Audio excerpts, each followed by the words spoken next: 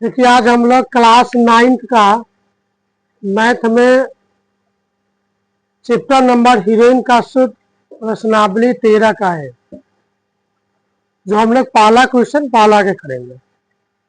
हम लोग पहले थ्योरी पढ़ चुके हैं क्लास 9th में हीरोइन का सूत्र का, उसी में प्रश्नावली 13 का एम है, उसमें कुछ भरने के लिए कह रहा है।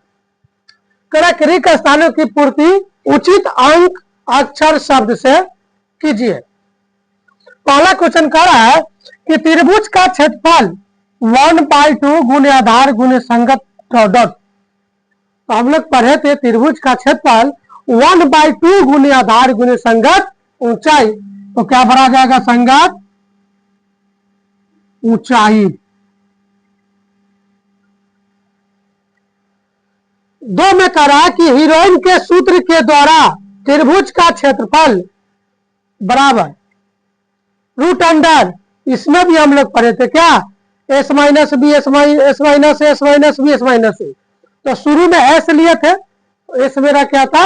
अर्ध परिमाप का हमारा हो जाएगा एस। क्वेश्चन नंबर 3 में त्रिभुज का क्षेत्रफल बराबर 1/2 गुने डॉट डॉट गुने संगत ऊंचाई। तो त्रिभुज का क्षेत्रफल क्या होता है? तो 1/2 गुने आधार गुने संगत ऊंचाई। यहां पर हमारा हो जाएगा आधार। अब कह रहा 4 में कि त्रिभुज का क्षेत्रफल बराबर डॉट डॉट गुने आधार गुने संगत ऊंचाई। देखिए तो त्रिभुज का क्षेत्रफल क्या होता है कि 1/2 गुने आधार गुने संगत ऊंचाई, 1/2 गुने आधार गुने संगत ऊंचाई। अब कह रहा 5 में कि यदि ए बी और सी त्रिभुज की भुजाएं हो तो त्रिभुज का अर्ध परिमाप ए जोड़ बी जोड़ सी बटा में क्या हो जाएगा? तो हम लोग पढ़े थे त्रिभुज का अर्ध परिमाप ए जोड़ बी जोड़ सी बाई 2। यहां पर हमारा हो जाएगा 2। अब क्वेश्चन नंबर 6 में कह रहा है कि यदि ए बी और सी त्रिभुज की भुजाएं हो तो ए जोड़ बी जोड़ सी बराबर त्रिभुज का क्या होगा? तो त्रिभुज का परिमाप हो जाएगा।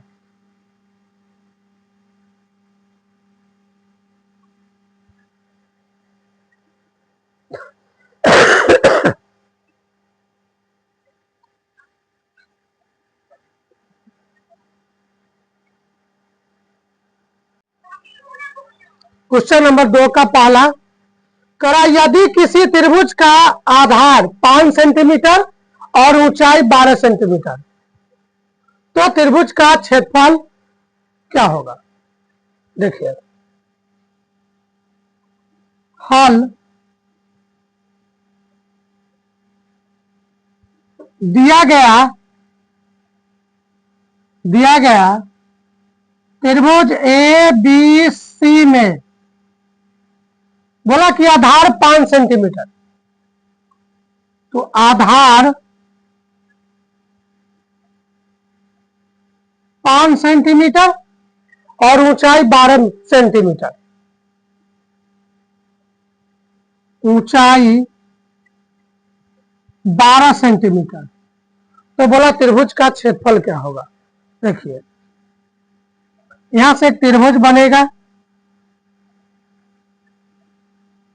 जो हमारा ए बी सी, ये हमारा 90 डिग्री बी होगा। बोला कि इसका आधार 5 सेंटीमीटर, ये हमारा आधार जो हो जाएगा वो 5 सेंटीमीटर हो जाएगा, और ऊंचाई 12 सेंटीमीटर, ये हमारा ऊंचाई हो जाएगा 12 सेंटीमीटर। तो बोला त्रिभुज का क्षेत्रफल क्या होगा? प्रश्न से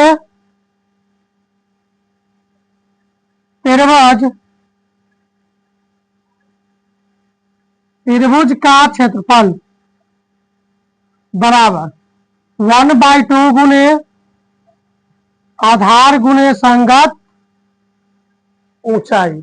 तो यहां पर आधार मेरा BC हो जाएगा, ऊंचाई मेरा AB हो जाएगा। तो त्रिभुज त्रिभुज का क्षेत्रफल बराबर 1/2 गुने आधार मेरा BC हो जाएगा, ऊंचाई मेरा AB हो जाएगा। तब यहां से आपका BC के मान मालूम है 5 सेंटीमीटर और AB का मान मालूम है 12 सेंटीमीटर।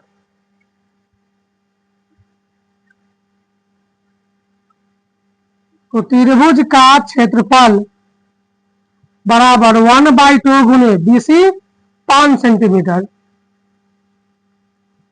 और AB 12 सेंटीमीटर। तो यहां देखिए 2 से 12 कट जाएगा, 2 छक 12, 2 छक 12, तो 5 छक 30, यानी 30 सेंटीमीटर के स्क्वायर हमारा हो जाएगा। तो त्रिभुज का क्षेत्रफल बराबर 5 छक 30, 30 सेंटीमीटर स्क्वायर, ये हमारा आंसर हो जाएगा। क्वेश्चन नंबर 2 देखते हैं। यदि किसी त्रिभुज का क्षेत्रफल 60 सेंटीमीटर स्क्वायर एवं त्रिभुज की ऊंचाई 5 सेंटीमीटर हो, तो त्रिभुज का आधार क्या होगा? हल दिया गया है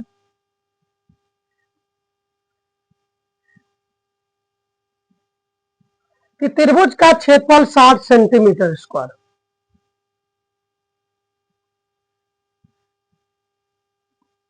त्रिभुज का क्षेत्रफल 60 सेंटीमीटर के स्क्वायर और त्रिभुज की ऊंचाई 5 सेंटीमीटर। त्रिभुज की ऊंचाई 5 सेंटीमीटर, तो हमें कह रहा त्रिभुज का आधार ज्ञात कीजिए। तो देखिए प्रश्न से